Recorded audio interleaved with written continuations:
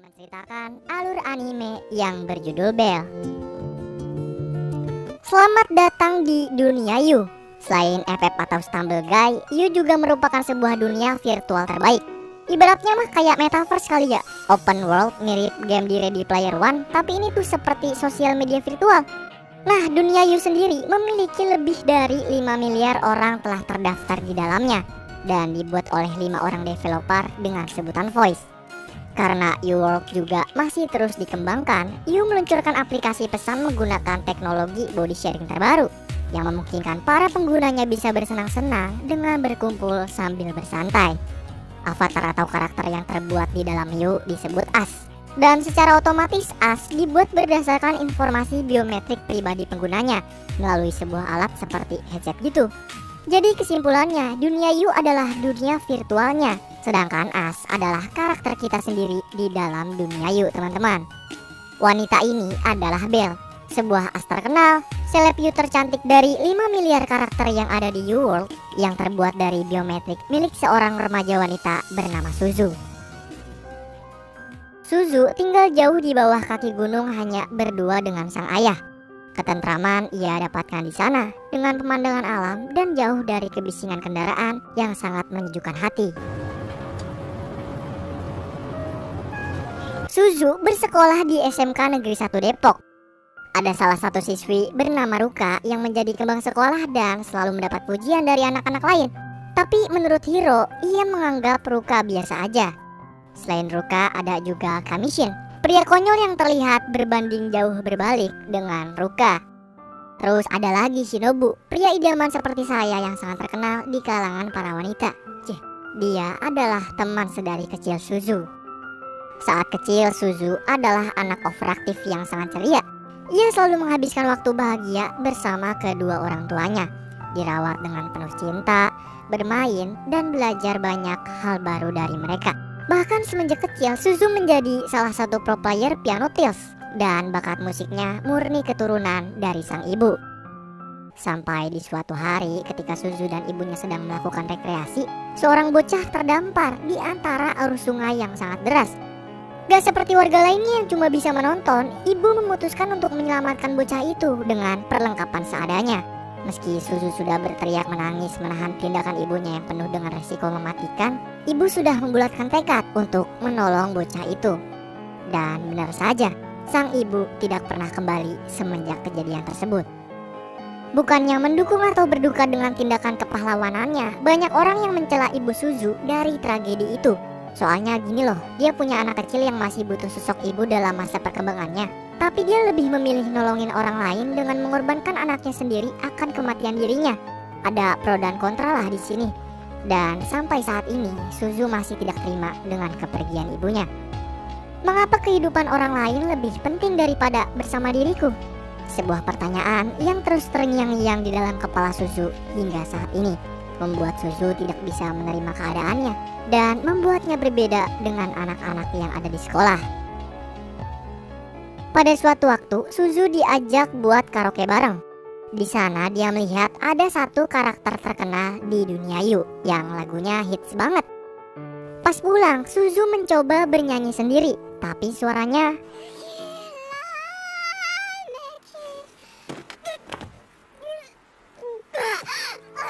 Setelah kejadian itu, Suzu disuruh buat bikin As atau karakter di aplikasi Yu oleh Hiro. Karena ia tidak bisa mengubah jalan hidupnya di dunia nyata yang sudah terjadi, so dia memutuskan untuk mengubah jalan hidupnya di dunia virtual. Berbeda dengan aplikasi virtual lainnya, dunia Yu mengcopy semua biometrik tubuh Suzu dan mentransfernya ke dalam As. Karena Suzu bahasa Inggrisnya adalah Bell, jadi deh tuh dia ngasih nama Bell ke karakternya. Bahkan para player nggak perlu pakai VR, cukup dengan alat canggih milik Yu, Suzu bisa merasakan semua yang ada di dunia virtual Yu menggunakan inderanya. Baru pertama karakternya jadi, Suzu mencoba bernyanyi, dan suaranya mantep banget. Soalnya emang dia ada bakat alami kan, dan yang suaranya jelek tadi tuh karena nggak pede dan keinget ibunya aja.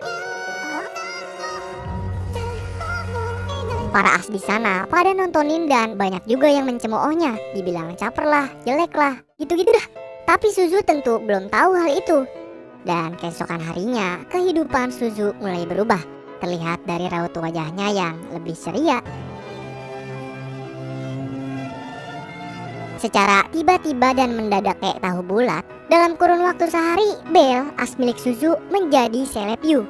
Lagu ciptaannya didengar as lain dan diremix menjadi musik jedak-jeduk. Banyak yang gak suka dengan ketenaran Belle secara mendadak, tapi lebih banyak orang yang menyukainya dan mendukung penuh Belle, termasuk anak-anak di sekolahnya.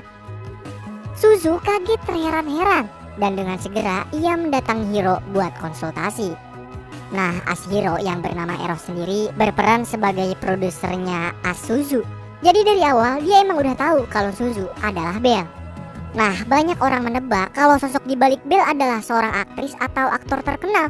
Namun mereka semua salah besar, dan hal ini juga menjadi keuntungan buat Hiro sebagai produser sekaligus temannya.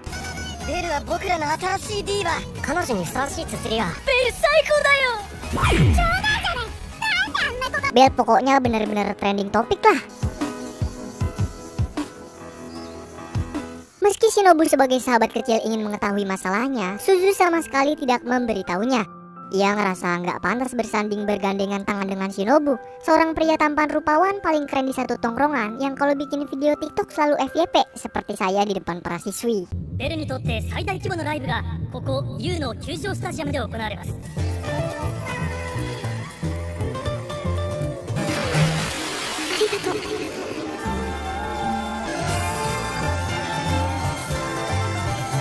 Hiro terus memantau ketenaran Belle yang lagi mau konser virtual. Tapi secara tiba-tiba ada seekor monster naga bernama Beast masuk sambil dikejar oleh para hakim. Mereka adalah penjaga keadilan dan ketertiban semua as di dunia Yu.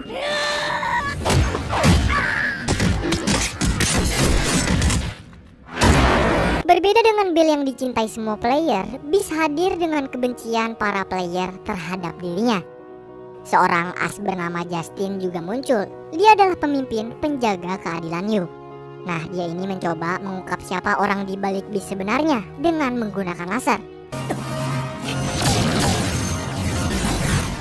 Belle sangat penasaran dengan tujuan as naga tadi dan sangat penasaran siapa sebenarnya dia. Hiro menjelaskan kalau setiap player sinkron dengan satu as di dunia Yu. Jadi kalian gak bisa tuh ngebuat karakter lain atau akun Smurf. Kalau udah kedaftar satu ya selamanya. Selain itu ia juga terus mencari tentang kepemilikan as Beast, tapi tidak menemukan apapun di mbah Google. Selain kehadirannya secara tiba-tiba di dunia Yu sekitar 7 bulan lalu saat Beast mengalahkan ratusan as. Oleh karena itu, Hiro akan mencari informasi dari mantan-mantan lawan Beast itu. Salah satu as malaikat muncul. Nah, karakter inilah yang pertama kali menyanjung bakat nyanyian Belle. Tapi nih dia nggak memberikan keterangan apa-apa. Dari semua as, salah satu dari mereka curiga terhadap seorang seniman bernama Jelinek. Soalnya ia memiliki tato yang sama seperti tanda yang ada di jubah milik Beast. Hiro segera menghubunginya dan menyodorkan banyak pertanyaan. Namun Jelinek sendiri nggak menjawab apa-apa. Selain Jelinek, Hiro mencurigai salah seorang ibu-ibu komplek. Hiro juga mengetahui jika ibu-ibu itu berbohong tentang kegiatan yang ia kerjakan. Sebenarnya foto-foto yang diupdate cuma stok yang udah disiapin dari lama. Hayo, siapa yang ngebohongnya pakai alibi kayak gini? Aku deh. Oke, lanjut. Dari semua keterangan dan beberapa fakta yang Hiro tunjukkan kepada Suzu, Suzu menyadari jika semua orang pasti memiliki rahasia mereka masing-masing, bukan? Contohnya kayak Bang Yoga yang punya rahasia kalau ternyata dia dari isekai, reinkarnasi lubu pada zaman dinasti warrior.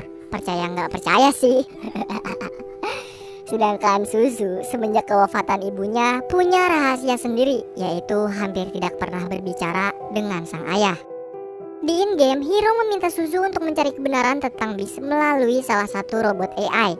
Ia juga bertemu dengan as malaikat yang membawanya langsung ke dalam kastil tempat tinggal Beast. Dan di sana tumbuh banyak mawar rahasia hasil perawatannya sendiri. Kehadiran Belle membuat Beast sangat marah. Ia mengusir Belle lalu meninggalkannya. Nah, dari kejadian tersebut dan hasil saran dari emak-emak pelatihnya, membuat Suzu memikirkan cara untuk mendekati Beast dengan membuatkannya sebuah lagu tentang cinta.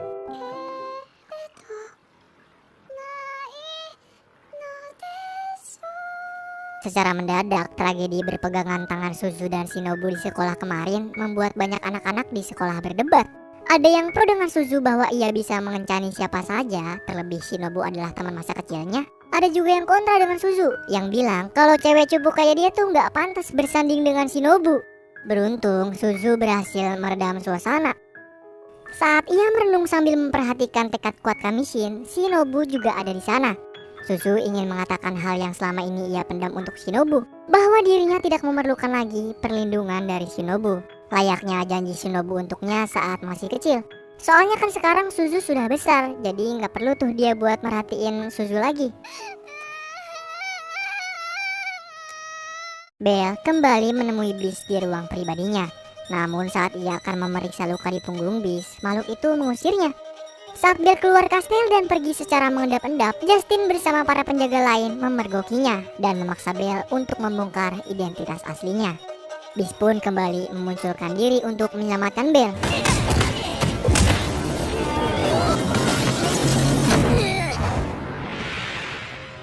Belle tahu sebenarnya lu tuh baik kan Bliss, cuma lu punya rasa sakit hati yang bikin lu jadi benci sama segala hal. Belle mencoba menenangkan Bliss dengan melantunkan lagu ciptaannya. Bukannya memperbaiki kondisi, nyanyian Belle justru menambah luka di punggung Bliss. Di dunia nyata, Bliss juga dikecam dengan #UnveilTheBeast, membuat banyak player berdebat tentang siapa sih sebenarnya pemilik as Bliss ini. Bahkan seorang artis baseball terhebat terkena tuduhan tersebut. Namun ia berhasil meyakinkan para masyarakat. Sedangkan ibu-ibu komplek tadi asnya cuma seorang bocah bayi. Dan Hiro tahu kalau mereka berdua bukanlah pemilik as Bliss. Sementara itu Belle dikepung dan dibawa ke ruang interogasi Justin. Ia menjelaskan kalau Justin bisa mengekspos dan menunjukkan player asli dari setiap as Diu menggunakan senjata lasernya. Ia sangat terobsesi untuk mengungkap The Beast untuk menjaga integritas dunia Yu dan untuk menegakkan keadilan menurutnya. Justin juga mengetahui kalau Belle pernah beberapa kali menemui Beast. Dan Belle sendiri tahu kalau tujuan Justin bukan untuk menegakkan keadilan, melainkan Justin hanya ingin mengendalikan mereka semua. Oleh sebab itu ia pun tidak akan mengungkap keberadaan Beast. Meski Justin mengancam akan membeberkan sosok asli pemilik as Belle, Belle sama sekali tidak berbicara. Beruntung para mermaid AI berhasil menyelamatkan Belle dan membawanya kabur. Bahkan Suzu berpikir untuk tidak meninggalkan Beast. Ia merasa sangat khawatir. Perasaan pedulinya terhadap Beast melebihi rasa peduli Suzu kepada ayahnya, yang mana bahkan ia sama sekali tidak ingin berbicara kepada beliau. Keesokan harinya sepulang sekolah, Suzu ketemu dengan Ruka. Ruka banyak menceritakan tentang pria yang ia suka, yaitu Kamishin, kepada dirinya. Siapa sangka kembang sekolahan suka sama pria yang dianggap idiot nih oleh satu sekolah. Begitupun dengan Suzu, ia masih tidak menyangka jika Shinobu yang saat kecil mengatakan aku akan melindungimu terus mengkhawatirkan dirinya hingga saat ini. Sepulang dari rumah Suzu, mereka berdua bertemu dengan Kamishin lagi nunggu kereta jurusan Manggarai. Di sanalah Ruka mengungkap perasaannya dengan cara mendukung Kamishin yang akan mengikuti lomba perahu kayak tingkat nasional. Begitu juga dengan Kamishin, ia menyatakan perasaan suka kepada Suzu. Tapi yang paling bikin terkejut lagi, secara spontan Suzu kaget mendengar percakapan Kamishin dan Ruka yang juga sama-sama menyukai Belle, asnya Suzu. Lalu saat Suzu pergi datang Shinobu, ia berkata bahwa ia tahu kalau as itu adalah Suzu. Entah dari mana Shinobu mengetahui kebenaran tersebut, yang jelas hal itu membuat Suzu sangat gelisah dan menjadi bingung. Ditambah pada saat yang bersamaan, Suzu mendapat kabar dari Hiro bahwa Justin bersama pasukannya berhasil menemukan kastil Beast. Justin mendapatkan letak kastil itu dari selai bunga yang ia temukan jatuh dari baju Belle saat diinterogasi olehnya. Ia juga mempublikasikan letak kastil Beast dan aksi penghancurannya di depan para player di dunia Yu. Belle segera pergi ke kastil, tapi Justin dan pasukannya tidak menemukan siapapun di sana. Kemudian salah satu AI menunjukkan jalan rahasia untuk Belle bertemu dengan Beast. Tetapi karena Beast tidak ingin mengatakan yang sebenarnya kepada Belle, dia memilih untuk meninggalkannya sendirian di sana. Di sini siapa yang ngira kalau player as itu Shinobu? Nyatanya bukan tahu, Shinobu bahkan gak lagi di dunia Yu saat tragedi pembakaran kastel Beast yang ia ketahui dari handphone Kamishin. Kejadian tersebut membuat Suzu harus bergegas mengetahui siapa itu Beast sebelum Justin membeberkannya kepada semua player. Ia mulai menelaah setiap orang dan mencocokkan bekas luka di punggung Beast. Siapa yang kira-kira memiliki luka berdenyut dan terus bertambah di punggung seperti milik Beast. Nah, secara mendadak Suzu mendengar lantunan lagu miliknya dari seorang bocah bernama Tomo. Matanya berfokus memperhatikan Belle. Tapi Suzu tahu nih kalau bis bukannya dia. Nah, nyanyian Tomo membuat ayahnya merasa terganggu dan melampiaskan kemarahannya. Kemudian datang Kei melindungi Tomo. Ia berjanji untuk melindungi adiknya dan menanggung semua beban yang dimiliki sang adik dengan dirinya sendiri. Dan bisa disimpulkan dia adalah pemilik Asbis. Shinobu, kami Shinruka bersama ibu-ibu komplek juga telah mengetahui tempat bermain Hiro dan Suzu yang berada di gedung lama SDN Pabora 5. Dari kejadian itu, mereka semua mengetahui bahwa Kei sebagai seorang kakak seperti saya ingin menjadi pahlawan untuk selalu ada dan melindungi adiknya. Hal inilah yang membuat Asbis sangat kuat. Teknologi Yu men-scan biometrik milik Kei dengan mengungkap semua rasa sakitnya dan menjadikan itu sebagai sumber kekuatannya. Seperti Asbel yang mengungkap biometrik milik Suzu. Melihat kekerasan ayah kepada anaknya, Suzu langsung menghubungi mereka dan berjanji akan menolong. Tapi Kei sudah muak dengan kata "aku akan menolongmu". Soalnya udah jutaan orang berbicara dengannya seperti itu. Namun gak ada perubahan sama sekali untuk dirinya, adiknya maupun sang ayah. Yang bikin Kei tidak mempercayai siapapun. Menurut Shinobu, hanya satu yang bisa Suzu lakukan, yaitu Bel harus menyanyikan sebuah lagu untuk bis. Tapi Suzu harus melakukannya sebagai Suzu, bukan sebagai Bel.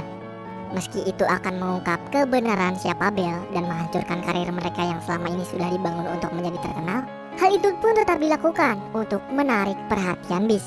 Dengan memiliki niat baik menolong bis agar sosoknya tidak terungkap, Bel pun berani menarik senjata milik Justin untuk mengungkap sosoknya di depan 5 miliar player dunia Yu.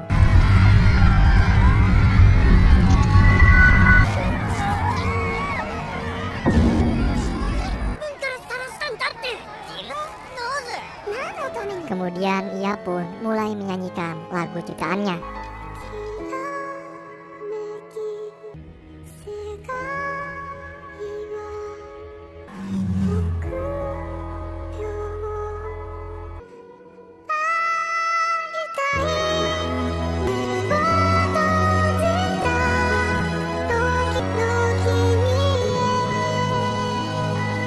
Semua as membicarakannya, menyanjung dan bersorak terkesima dengan Suzu. Ia baru mengerti dengan maksud ibunya dulu yang berani mengorbankan diri sendiri untuk menyelamatkan orang lain. Bagaimana kita menikmati pengorbanan untuk orang lain dengan hati ikhlas? Nilai seorang manusia tidak dilihat dari apa yang ia dapatkan, namun dari apa yang ia berikan. Semua yang Allah ciptakan memiliki manfaat. Contoh kecilnya seperti cacing menggemburkan tanah, sapi memberikan susu dan daging, sayuran menjadi makanan bergizi, bahkan sampah dan kotoran yang jijik sekalipun bisa dimanfaatkan menjadi pupuk. Mana mungkin manusia yang Allah muliakan tidak bermanfaat? Saat kita tidak bermanfaat bagi orang lain, bahkan memberi mudorot, boleh jadi derajat kita, lebih rendah dari sampah. Nyanyian Bel berhasil membuat Tomo dan Kei berubah pikiran.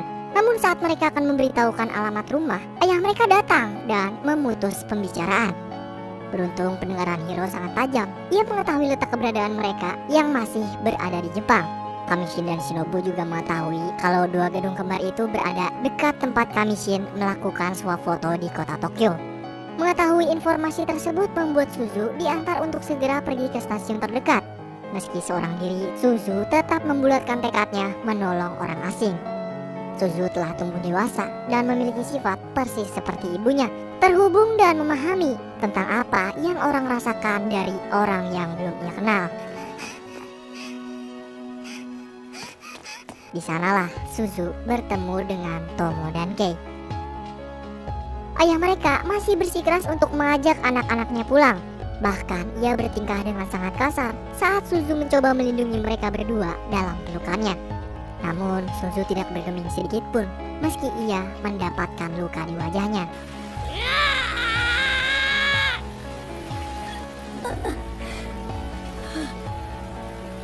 Entah kenapa hal itu membuat takut ayah mereka dan segera meninggalkan anak-anaknya bersama Suzu. Inilah yang dibutuhkan oleh Kei dan Tomo. Mereka berdua menemukan orang yang bisa memberi perlindungan secara real life. Dunia Yu bukan hanya bisa mengubah kehidupan dan kepribadian Suzu di dunia virtual, tapi juga bisa mengubah kehidupan dan kepribadiannya di dunia nyata ini, yang pada akhirnya akan mengalami kiamat suatu saat nanti.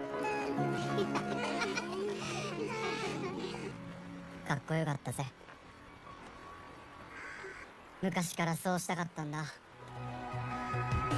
Dan kemudian film pun selesai.